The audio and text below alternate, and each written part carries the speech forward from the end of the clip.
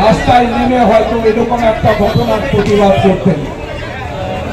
আজকে তিনি প্রতিবাদ করছেন, তার দায়িত্ব এড়িয়ে তিনি বলছেন যে এখানে এবং বাংলার গণ্ডি পেরিয়ে কংগ্রেসের যে সরকার অর্থাৎ অপরাধীদের পুরোপুরি ভাবে তাই এখানে দুষ্কৃতকারীরা মনে করেন আমাদের এই রাজ্যে আমরা দুষ্কৃত সিবিআই তদন্ত করছেন, আমরা সিবিআই আনন্দপুরের ঘটনাতেও যেটা দেখতে পাওয়া গেল, পুলিশ তাড়াতাড়ি করে বডি নিয়ে যাওয়ার যে একটা চেষ্টা, এখানে আনন্দপুরের ঘটনার মতো আরজি করের ঘটনা তো সেম একই। দেখুন, সব জায়গাতেই পুলিশ বডি তাড়াতাড়ি ডিসপোজ করে দেওয়ার চেষ্টা করছে, ক্রিমেশন করে দেওয়ার চেষ্টা করছে, নষ্ট করে দেওয়ার চেষ্টা করছে। কারণ একটাই, আজকে যদি নির্যাতিতা আরজি করে নির্যাতিতার বডি আমরা আরেকবার পোস্টমর্টেম করাতে পারতাম, কারণ এই পোস্টমর্টেম অবৈধ। অবৈধ কেন? সন্ধ্যে 6টার পর পোস্টমর্টেম হয়েছে। আপনারা জানেন স্ট্যান্ডিং ভার্ডিক্ট আছে হাইকোর্টের যে দিনের বেলা করতে হবে, যদি দিনের বেলা না করতে হয় স্পেশাল পারমিশন নিতে হয়। আমার প্রশ্নই তাড়াহুড়ো কেন? স্পেশাল পারমিশন নিয়ে তাড়াহুড়ো বডি ডিসপোজ করার যে চেষ্টা, কেন? উদ্দেশ্যটা কি?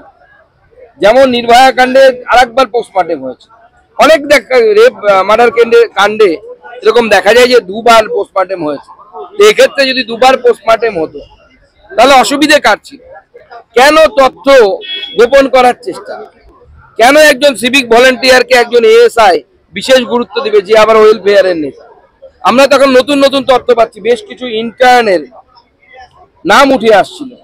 সেই সমস্ত ইন্টার্নদের ব্যাংক অ্যাকাউন্ট একবার চেক করা উচিত। আমাদের কাছে বিশ্বস্ত সূত্রের খবর, কয়েকজন আরজি কর মেডিকেল কলেজের ইন্টার্ন যারা এর অ্যাকাউন্ট এসবিআই আছে, সেই এসবিআই অ্যাকাউন্টে তাদের 40,000 টাকা করে মাইনে মাসে। এত পরিমাণ টাকা থাকার কথা না, কিন্তু এই বিপুল পরিমাণ টাকা আসছে কোথা থেকে? দেখুন, প্রশাসন সম্পূর্ণরূপে কোলাপস করে গেছে। তো যখন সিপি নিজে বলছে যে 7,000 লোক এসে গেছে আমরা জানতে পারিনি, তো অ্যাকসেপ্টেন্স। যখন কলকাতা পুলিশ নিজে বলছে যে ডার্বিতে আমরা সুরক্ষা দিতে পারবো না, আমরা পুলিশ ফোর্স দিতে পারবো না, তার মানে কি?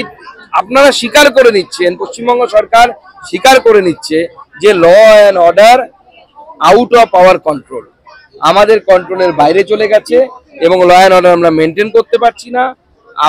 আপনারা দায়িত্ব ছেড়ে দিন। আমার বক্তব্য যে আপনারা দায়িত্ব ছেড়ে দিন, কেন্দ্র সরকারকে বলুন দায়িত্ব নেওয়ার জন্য, কেন্দ্র দায়িত্ব নেবে।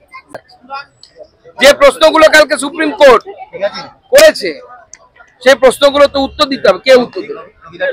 তৃণমূল কংগ্রেসের পক্ষ থেকে আমরা কাউকে পাচ্ছি না কেন? কেউ উত্তর দিচ্ছে না কেন? ঠিক এই প্রশ্নগুলোই আমরা গত পরশু আমি প্রেস কনফারেন্স করে বিজেপির তরফ থেকে করেছিলাম, কিন্তু কেন এই প্রশ্নগুলোর উত্তর আমরা পাচ্ছি না?